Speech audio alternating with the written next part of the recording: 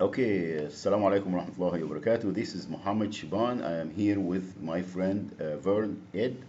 We are continuing to work on my biography. This time he asked me to talk about my parents and, say how much I know. And I asked him to stop me if I go on a long tangent because I'm always, I don't know when to stop. Um, my dad was born in Alexandria, and Include the dates the if you dates, can. yes, If you can. yes, and I think he was in January 1920, 1918, I think. My dad. Let's see. I have to do some because I have 10 years of Sorry, we can difference. Yeah. verify all the dates and make Yes. sure. All I know that he was 10 years older than my mom, and my mom now she's 82, 83. She was born in May 23rd, 19, whether, yeah, it was 1928. So, yes, my dad usually, that would be an accurate date for him. He passed, by the way. Allah yarhamu. Well, she would be 72 plus 15. She'd be, yes, 80, 82. No, she was 87. 87. 87. Yeah, I think that's what, Is that right? yeah, accurate. Yes. Okay. So that's the. My dad, uh, he was in old country in في حتة اسمها باب سدرة, and his dad was a very strong man. He comes from a very strong family, and he was dad. My grandpa, Giddy, uh, he owns a coffee shop. And when you have a coffee shop in Alexandria, you are one of the معلمين, bosses. And my dad, when he was I think 18, went to the army. And I think he was somehow during the Second World War. It was in the military. Wait a minute, 18, so that's 36. Yeah, I think he was during the Second World War, he was in the army, Egyptian army. Now, that's about my dad. How my mom and dad met. My dad and his friend, best friend, Allah yarhamu, who was my uncle, he married to my mom's sister. They were in the same neighborhood, and both of them saw my aunt, and they kind of fall in love with her, but they didn't know, you know. So Nasr, my uncle, told my dad that I met that girl. She's beautiful, and I wanted to go and marry her, ask her hand from her parents, and I want you to come with me. And my dad said, "Oh man, that's strange because I met a girl too, and I wanted to, I want you to come with me." They were best friends, and they both thought, that they have two different girls, but it was one, my aunt. Mhm. Now, when my dad went with Nasr, he said, "Oh, here's my girl." Well, they didn't go on date and all that. They see them and they walk behind them, and then they find out where they live. They ask about their parents, and then they go and meet them. That's how it was back then. And when my dad went there, he didn't say anything because this is his best friend, and this is how people are. They not because, oh well, that's, yeah. They have, they're traditionals, and they have morals and values, and. Now, I'm not saying that people here or anywhere else they don't. I mean, everybody, I'm sure that they have their set of values and creed that they go by. And now, when that happened, my grandma, Allah yarhamha, uh, Allah subhanahu wa ta'ala bestow mercy upon her soul, uh, she told them that she has another daughter. She's younger, but she was married, divorced, and she has a daughter. And my dad said, no, no problem. And when he met my mom, he saw my mom. My mom was younger, taller, and lighter, and more. I'm not saying that more beautiful, but they're both beautiful. But my mom was a knockout. So my dad says, "Oh yeah," and then that's what he went to the mom, and then they got married, and my dad ended raising my sister, and we don't say stepsister, we say sister, because if it's from one parent is a blood related. So, uh, and then after that they have 11 children. Well, my sister and then 10 between my mom and dad. That's my dad and my mom. My dad was very hardworking, very intelligent, very smart, and very social. My dad doesn't matter who he will be talking to, he will always capture the people attention, and he was very political. I love my dad. Uh, my mom also, she was very she was a school teacher when she was when she got married, and So she went through high school? I think yes, she graduated high school and she was a primary school, elementary school Elementary teacher. school. Yes, and when she got married, she has they quit working because the children and the house and everything. That's back in the The good old beautiful old days. That's about my mom and dad. Now, I wanted to kind of switch here and branch a little bit to talk about culture. You see, there is a lot of things that it is similar. People, doesn't matter where you go, anywhere, or the same, do things the same. But there is a little different in code of conduct or uh, protocol and how we do things. Now, the very important thing that I wanted to emphasize here, that everyone has the free will to do the best with what they got. Meaning, everybody will be responsible of their own actions. So yes, parents they have a very strong impact on the upbringing of the children and so on, shaping their personality. But there is a time when a person, they will be able to choose their way, so they can't uh, I think I don't take, oh well, my dad this that, my mom did that, so that's why I am like this. And I think this is the notion here. People, they look at that and then they use their their parents or their past life to continue to be on a rut. And that's one of the things that I strongly disagree. Everyone, it doesn't matter what my dad did, okay, and that's very clear in the Quran. We follow our forefathers. We are following their creed, their religion, everything, forefathers.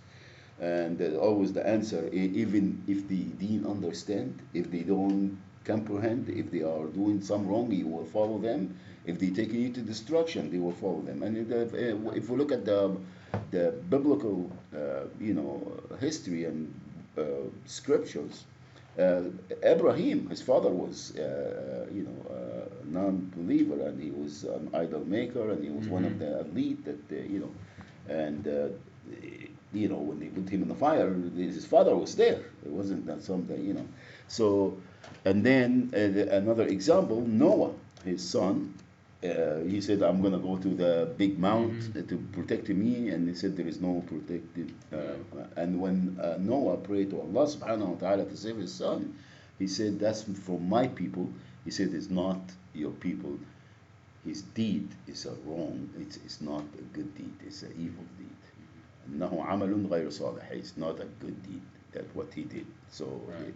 so this is one of the things that I wanted to make sure that this they don't, um, uh, get a little bit. I want to clear this point. That's all. Yeah. We have that same thing in America today. don't we? Some sons, they just follow their father. They believe everything that he believes. Yes. They have the same political opinions. They have almost everything is the same. They Yeah. follow. They take over the business, Yes. and it's just like What if it's a Dad all productive over for again, them? you know? It's if it's a productive and follow and do all of this and it bring them to to a better Right. life. That's fine. But not everybody's like that though. yes, what I'm talking about, people use it as a way to continue to be rotten, justify being not successful or a drug addict or alcohol, whatever it is, Just like my blaming, dad. yeah, carry my luggage and blame someone and not take responsibility. That's exactly what I'm talking Okay. about. Yeah. Okay, so if this is enough, you want me to continue to talk about that or? About that's parents? fine. Yeah, you continue talking now. Oh, okay. So you want me to continue to talk about my parents? Yes. Yeah. Yeah. We want to go maybe. What Yeah, you get to ask me questions because like I things said, about their dress, and we want to get Oh. the feel of what they look like, and my dad used to dress the always suit and tie and a black coat, mm-hmm. like a London fog, and the tarbouch. I don't know how you call that. The Turkish or the Ottoman red Red, yeah, cap Yeah. with tassels. tassel on it. Oh, okay. That's how my dad dressed, and this is how everybody dressed back then. Now it was tapering off on the 50s, the late 50s. It started getting, people started getting out of that but before that, because that was the Uthmaniyin and the Turks were there, and this was one of the, everyone has that.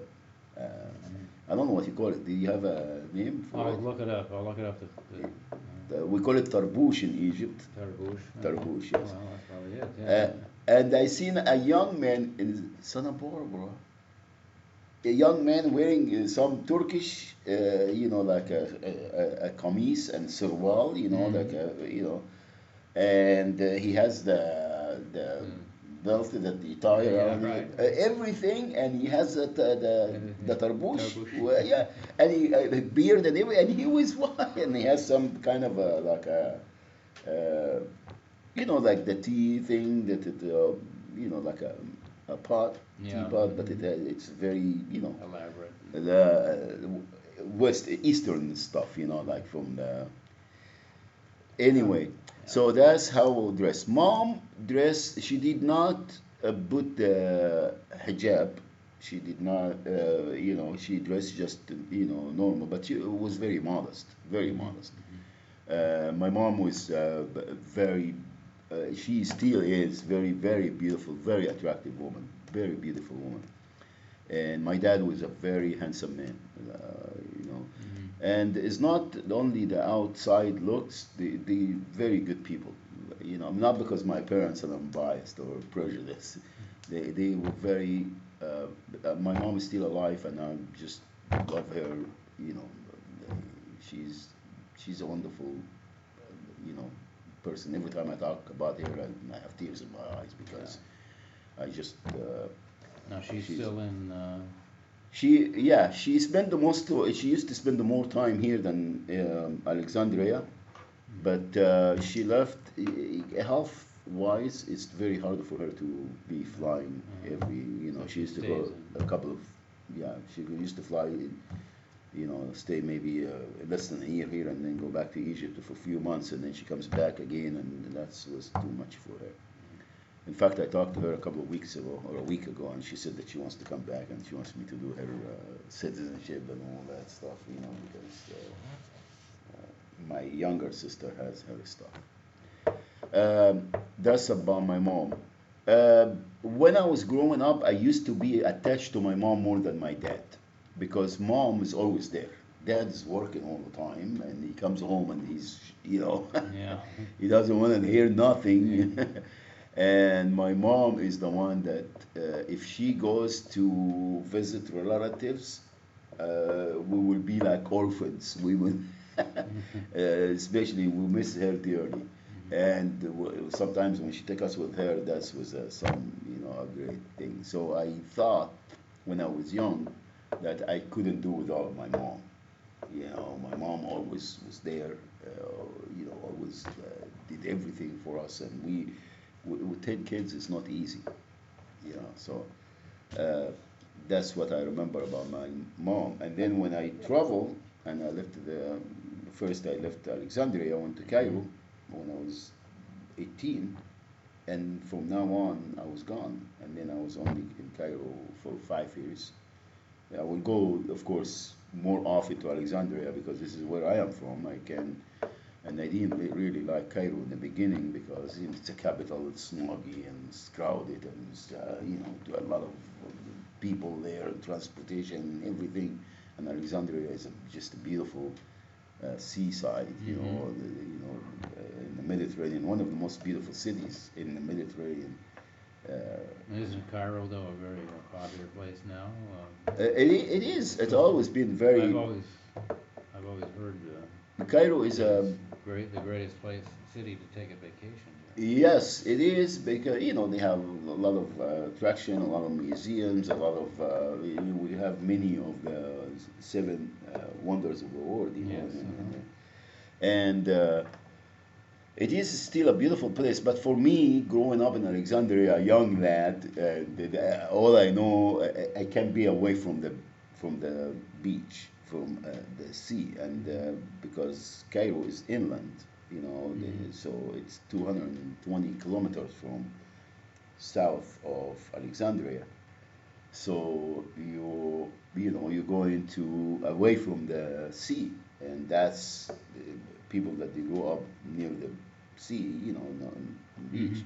It was very hard for them, for me actually, because I am very, you know, um, I love home. Alexandria was my home back then, and that's why California was my choice because it's very similar in terms of beaches and Now, climate okay, and everything. you want, um, how about your dad's passing and the funeral? We'd like to add something, see how a funeral. That's one of the things that is really bugging me until now because my dad passed on 1991. All right, and before that, the last time I saw him, it was 1980, 1983 or 1982. So we're almost 9 years.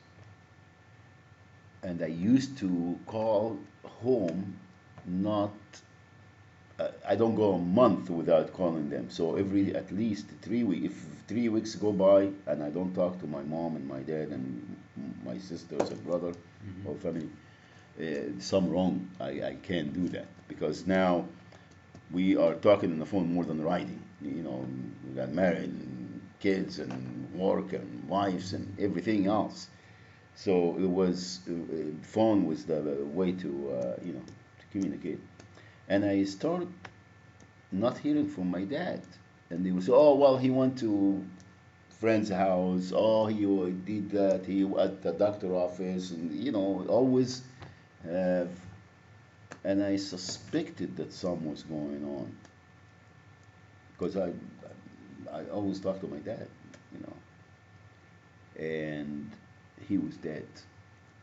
And my brother, my younger brother, the youngest, he was there. I think it was two brothers there out of five boys. And back home they say, oh, we don't want to bother them. They don't understand and realize that this is my dad. You know, uh, it's not gonna be bothering. You know, oh, well, they're so far in America and these guys, you know, they have their families.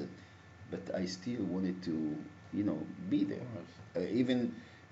Even for the funeral. I mean, I'm a believer that we all going. It's okay. Death is like life. You know, we're born to die. However, that affected me a great deal. I was you know, it took me a long time to get over it because I said that's my right, you know, my right to know, and I could have been there, at least bury him, you know. Mhm. So yeah, he passed in. And what was the cause of Uh, my dad was stubborn, and I think his ankles got swollen. I think it was like some kind of the blood, you know, when the blood didn't flow into, it's a heart problem. death? Okay. He could have he could have been, oh well, I shouldn't say No. that being a Muslim, you know, when somebody life ended, subhanallah, it's a time to go. But he was 72, and it was my dad lived with asthma all his life. Really? Yeah, and he used to smoke, Oh, well, but I think he quit smoking in the last.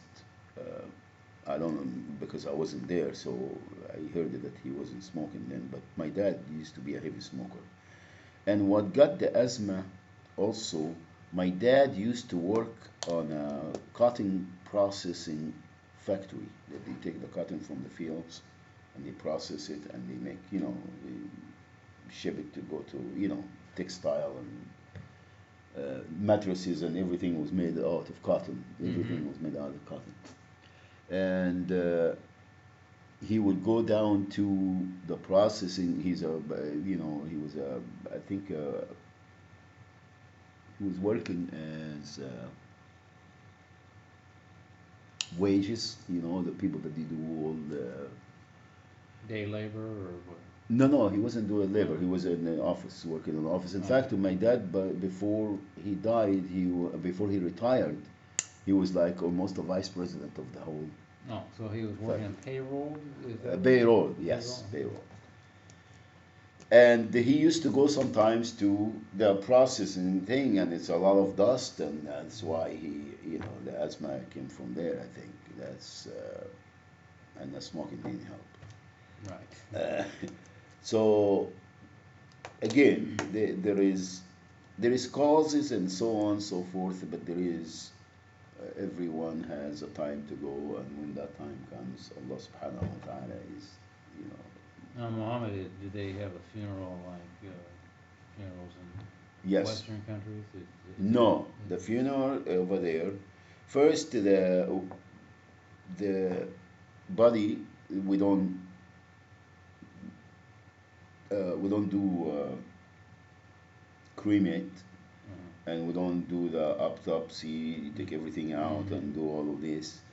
Uh, they wash the body. Wash. I saw that. Taqsil, yes. I saw it on Yeah. Jan put YouTube. A Muslim person. Yes. Yes. Yeah, he just died.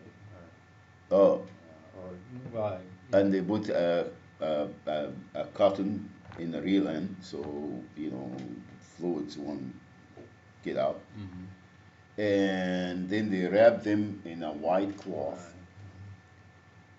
and the coffin is carried by men, Mm-hmm. family, and you know, and they take from the house. It's walking. It doesn't matter how long, unless there is no funeral. I mean, yeah, it's not a barrier ground in the area. Cemetery. Yeah, but most of the time, or even though if they have to carry, it's carried on a horse and a buggy. Mm-hmm. You know, um, and the people walking behind. But most of the time they carry, and people, everybody wants to go and carry, the coffin. Right. So sometimes you find too many people. It becomes so crowded. The man they want it because this is a sum that is thawab. It's a reward to do that. And I never seen any pictures of it or anybody told me, but they said there were a lot of people always. It depends on how the person was kind, and a lot of people know him. A lot of people go, and then sometimes in the funeral we find people that you never see. I would be walking and there is a funeral there, and I go and walk in the funeral and I try to carry the coffin because this is some that is To be a religiously. pallbearer was Yes, part of being a man. yes, yes. And then when we go in the grave, there is no coffin. You don't get that wooden coffin. You go right in the bury. Oh, I'm sorry, you don't. I keep saying you. They bury the person in the dirt. Now there is some in the grave that will be, they call it like a concrete divider here, and they will make another like a protector over the head. So when after everybody goes, that dead, there is a hisab, the judgment in the grave itself. That's where it starts. And the dead person will sit. So they make that room for his head. So when he sits, he will be asked by the angels of inside the grave. And the grave, whether the hadith and So he sits up. he sits up, and they make that room. So Okay. you get all the dirt going on his half of the body, but over there they make that room, so there is a protector there. So when they put the dirt, Yeah. So there's a shorter. yeah, shorter Right. than the grave. Yes, Yeah. it's a to protect only the part where he sits, and just a little bit to the chest. So that when he's laying down like this, that there is a room up top. So when he sits, he has And that's made out of what? concrete usually. Okay. All right. Yes, it's or center block again, white stones. Um, and then the grave is supposed to be flat. Can be a structure or a building or something flat, and the name of the person. And, Okay. some people they have what do you call it, hosh, that the whole family will buy a building. It's like a little home. You want some coffee? Oh no, you drink yours. I might go get some. Yeah, I think you wanna. But go ahead and finish this part here. Yeah. So that's it. Now, there is a lot of hadith and there is a lot of religion ayahs and so on about that I don't want to go in details, but this is the kind of how it's a quick description of how the funeral and That's good. Now, whenever you're writing something, you always want to remember your audience. also to explain. The audience, is the first thing you want to think about after. Okay. Yeah. So, in case if you put in too much detail, that's It would be boring. if you're of the culture, then they wouldn't understand it, of course. Yeah. And we want to keep the attention going. But those that do understand it won't mind if you skip over a little bit. Yeah, but for someone. They already yes. know it anyway, right? Yes. Yeah. Yeah. That's actually well the everything that it makes us who we are is the Deen of Islam, the Islamic religion. Now, culture Changes from one. Yeah, or Galilee. it's very, like I was talking to someone. I go anywhere, and that's after I travel from Egypt, because Egypt, you see mostly mostly Egyptians. You Mm-hmm. go to Cairo, you go to places where there is tourism, and then you meet Yeah. people from everywhere. But in the daily life, you don't see people from everywhere. Now, when we are in California or in England or anywhere, Mm-hmm. else we see people from everywhere, Right. Muslim or non-Muslim. Now, when we get to the community, in the Muslim community, we feel so comfortable. It doesn't matter who they are. Mm-hmm. It could be a Chinese, it could be a white guy, it could be a Moroccan, African, Amazon, anywhere. Right. You go there, you sit there, and you feel like you are home, and there is some connecting Mm-hmm. all of us together, and that's very important. Now, Egypt and most of the countries in the Middle East, in that Middle East area, the Arabic uh, countries, well, not only the Arabic, like Persia and Mm-hmm. Turkey and all that. This area, it doesn't matter whether you're a Jew, a Christian, or a Muslim. We have that relation that we feel like we belong to this Area, region. Yeah. region. So when you talk to a person, not the migrants from Europe or the settlers that they came from everywhere, when you talk to the people that they've been there, born and raised, and they've been there for generations, Mm-hmm. then you feel that you're talking to you don't see the religion, you don't fathom, or you talk to them like they are really your enemy, or you're somebody that's different from you Mm-hmm. culturally and otherwise. Right. Why? Because they are the people of the book. And the Quran is very clear when you talk about the people of the book, you talk about the people of the book. Mm-hmm. That we all related, we all have the same message. The oneness of Allah subhanahu wa ta'ala, and submit yourself to it, came with Ibrahim, the fathers of the Prophet. So that's what it connect to us, not divide us. Mm-hmm. The division comes from the political and the brainwash and the control and the destruction of the aqidah, the understanding of our connection with one another. That's it. And it's done because of control, love of control, Mm-hmm. and greed. Man always wanted to be worshipped. Always. It doesn't matter where you go. And man always, I'm talking about mankind, man and woman, Mm-hmm. prejudice. They say, we are the chosen people. The Christian said, if you don't believe that Jesus Christ was crucified for our sin and died on the cross for us, you're not going to get salvation. Muslim says, if you don't be a Muslim, we'll cut you. They all, That's the one I really take yeah, seriously. yeah. But this is not, that's what I wanted to say. Fanatics are fanatics. It doesn't matter what religion they are.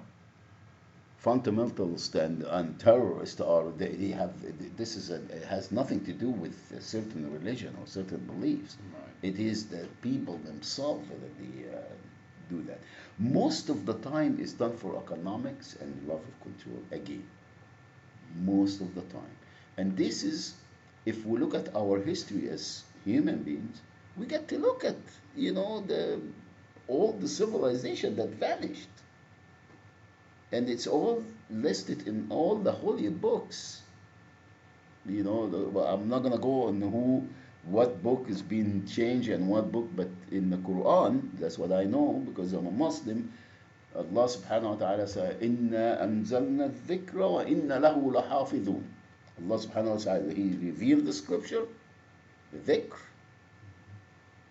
and we are preserving it and protecting it. Allah subhanahu wa ta'ala. So there is nothing there that you will see that even a little grain of mustard that's changed or put in or Mm-hmm. taken away. None. And I will challenge anyone We can sit there and debate and bring the, but this is, I don't want to part from that. This is what it is really is done. It's all politics to control the masses. It is, if we remember, is divide and you conquer. Divide, you conquer. And that's, you can use within the Christian faith, there is a lot of, factions that they fighting one another, you know. In Judaism, there is a Zionist and there is Orthodox and there is, there is many, but they all after greed. And in Islamic, of course, that, see, sincerity, that's what we have to be looking at. Sincerity and not bias. Being piety, being taqwa, taqwatullah subhanahu wa ta'ala. When we do things, we have to block all our wants and needs and everything and know that everything is Allah subhanahu wa ta'ala in control. And we are working for one thing, to i'la kalimatullah subhanahu wa ta'ala, to make our God, Allah subhanahu wa ta'ala word is the highest. And we have no other choice in doing that, because Allah subhanahu wa ta'ala in control again. And if this is what it govern people, especially the leadership, the people that they are running the show and they claiming that we are taking care of everybody in any community. I'm not talking about only countries or kingdoms or states. I'm talking about in any community. If you have a leadership or any gathering, that leadership has to be sincere. Has to be sincere and work only for Allah subhanahu wa ta'ala. Don't do the front and don't brainwash people and don't control for one benefits or some that monetary that you want to gain. Okay. Sorry about that. No, that's right. To make it a conclusion, there is no conflict between different religions or within the same religion, Shia and Sunni and all that. It's all political and it's all about greed, love of control. Okay. Yeah. Okay, that helps. Now, we can take a break and you can do a little bit more, but I suggest what I'd like you to do is to narrate and give a feeling of what Alexandria was like when you were a boy. Of course, we got to deal with your birth. But I want to know, when you started exploring, getting away from home, going down streets. That's the. And I want to know. I want to have that feel of what it was like. Do I have to stop or I can continue because this I'm is? gonna get a cup of coffee. Oh, okay. So you want me to stop this then or continue? Stop it right now. Yeah. Okay. Yeah, we'll stop now. Take a break, or and if We have if you 38 minutes in this one, so. Okay.